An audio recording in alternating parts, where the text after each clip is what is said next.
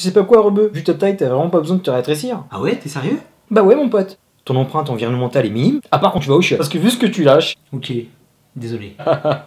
Alexander Payne, Matt Damon qui fait 12 cm. Un défi de taille pour le rebeu des bois. Messieurs, dames, le bonjour, j'espère que vous avez pris vos mensurations car nous partons pour un film minuscule Avec Downsizing. Downsizing. dont la vie on te dira tout le temps que la taille n'a pas d'importance. Et pourtant, ce n'est pas ce qu'elles te diront toutes.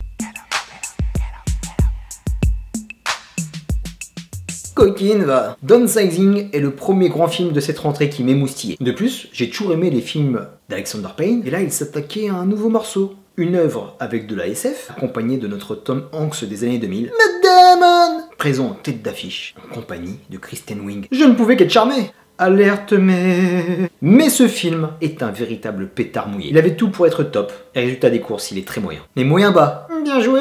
C'est un film qui a du mal à trouver sa tonalité et son sujet principal. Parce qu'on constate, t'es déjà dans la merde. Est-ce que c'est une comédie de science-fiction? Est-ce que c'est un drame humain? Une love story? Un film de catastrophe naturelle? Ça part dans tous les sens, et ça ne va malheureusement nulle part.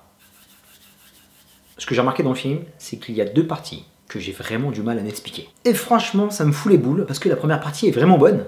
On a le côté SF pur et dur, avec un vrai message écologique, qui est vraiment pertinent et plausible sur l'avenir de l'humanité, pour trouver des solutions quant à la surpopulation qui frappe notre planète. Les mises en situation sont excellentes, tout est bien vulgarisé pour pas que ce soit trop lourd, et toute cette nouvelle société parallèle est super bien foutue, et intelligemment présentée. Jusque là ça passe. Il y a même un côté comédie prolo, que Alexander Payne maîtrise quand on voit l'ensemble de son œuvre, qui marche vraiment bien.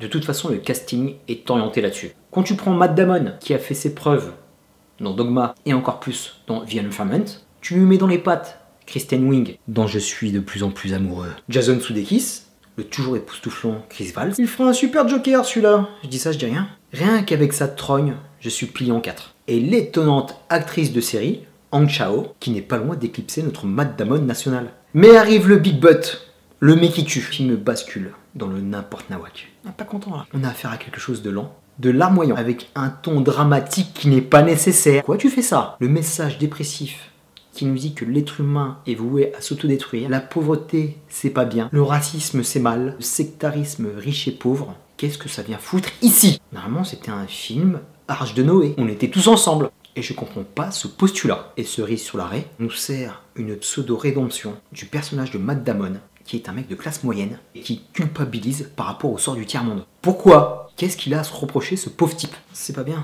Pas bien du tout. Et le pompon sur la praline arrive, le dernier acte. Il se passe un fait où on perd limite le sujet du film. L'impact de la taille des protagonistes a disparu. On est dans une atmosphère de fin du monde qui est super mal gaulée. Et les mises en situation avec le monde extérieur a complètement disparu dès que le personnage de Hong Chao a débarqué. Et la conclusion du film, je t'en parle même pas. Je sais pas ce qu'il a voulu faire. Merde quoi! On tenait un super film! Un beau gâchis. Quand on voit le casting, on aurait pu avoir une très bonne comédie de science-fiction, avec une jolie déclinaison de tout ce qui a été fait jusqu'alors. L'homme qui rétrécit est un mythe. Minute littéraire avec l'œuvre de Matheson, avec ce légendaire épisode de la 4ème dimension qui m'a kické la gueule. J'étais mioche. J'en fais encore des cauchemars. Chérie, j'ai rétréci les gosses, ou l'aventure intérieure. Ils étaient ce qu'ils étaient, mais c'était 10 fois mieux que ça. Voir un homme ordinaire face à une situation extraordinaire, le film était là. Qu'est-ce que t'es parti foutre le bordel avec tous ces messages? Il aurait fallu faire un vrai choix. Mais pas 2 films dans le même film. Voire 3 films. C'est trop. Dommage. Ça part en longueur. C'est bavard. Et ça se paume. Bêtement. Mais vraiment. Hein. That's a shame. Shame. Shame. Shame. Pour conclure, ça aurait pu être un grand film. Mais le film reste complètement hacké. Ça reste une œuvre de petite taille. Comme le souhaitait Alexander Payne. Le mec s'est tiré une balle dans le pied. Bien joué Alexander. J'ai envie de dire à voir tout de même, juste pour sa première partie. Aussi pour le casting aligné qui est impressionnant.